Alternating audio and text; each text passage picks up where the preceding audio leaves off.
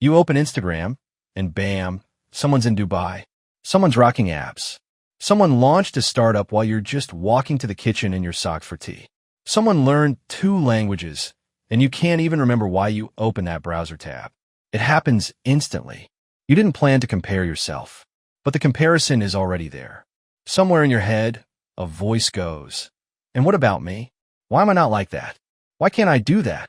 This is the trap we all fall into. Comparing yourself to others isn't just a bad habit.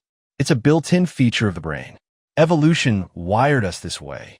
To survive, we had to observe others. Who's stronger? Who's higher up? Who's a threat? That made sense when we lived in tribes. But you're not in a tribe anymore. You're on the internet. And your tribe now consists of 7 billion people, filtered through the highlight reels of their best moments. And there you are, alone, watching it all. Comparison is never fair. You're comparing someone else's final product to your messy draft. Their best days to your regular ones. Their outcomes to your process. But you know what's even worse? Comparison makes you invisible to yourself.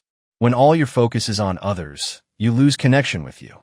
With your wants, your rhythm, your path, your depth. You could just live. Wake up, do your thing, move at your pace. But instead, there's a constant mental reference point. Like you're always glancing sideways, checking your GPS. Am I on track or falling behind? Comparison isn't just observation. It's quiet self-judgment. And you usually lose. Because online, everyone is winning. Everyone has a before and after, and you're stuck in the before and nothing yet. But let's be honest. Why do we even compare? Because we need reference points. We're social creatures. We learn through imitation. Kids watch adults walk and start walking. Teenagers copy older peers. It's normal. The problem starts when inspiration becomes self-erasure. When we turn role models into unreachable ideals. If they can do it, why can't I? And then the pain starts. We look at others to figure out, how should life look? But here's the catch. Their path is theirs. Yours is yours. What helped them might hurt you. Comparison can inspire. But it can also erode you, especially when you start losing yourself in it. And society? It doesn't help. We live in a world where success is for show.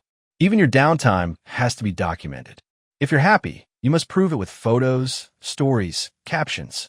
Life turns into a display window, and you start measuring yourself against other people's windows, not knowing that behind there might be anxiety, fatigue, loneliness, the same stuff you deal with. But you only know you're behind the scenes, not theirs. Another reason comparison is so sticky, we don't know who we are without it. Strange, but true. We spent so long measuring ourselves through others that without them, it's like we vanish.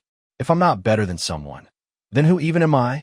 We outsource self-worth to reflections, and those are shaky foundations. Comparison robs peace. It turns life into a race without a finish line. Because no matter what you achieve, there's always someone doing it better. So the big question, how do you stop? The answer isn't never compare again. That's impossible. Your brain will keep doing it, but you can learn to catch it. Notice when you're in that trap and gently return to yourself. Awareness.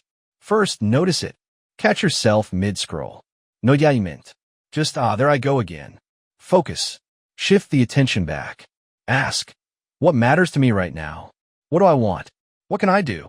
Gratitude. Yeah, it sounds cliche, but it works. When you regularly notice what you already have, it builds inner stability. It makes you less reactive to the noise outside. Limit the input. Sometimes comparison happens because you're just consuming too much. Too many lives in your head. Reduce the intake and watch the quiet return. Remind yourself, their journey is not yours. You don't know the price they paid for what you see. You don't know what's going on inside them, but you can get to know yourself. Here's the truth. You're not competing. You're growing. At your pace. In your world. On your terms. The only person you should compare yourself to is the version of you from yesterday. You could be inspired by others, but only if it brings you closer to yourself, not further away. Because you're not a version of anyone else. You're you, and that's already enough.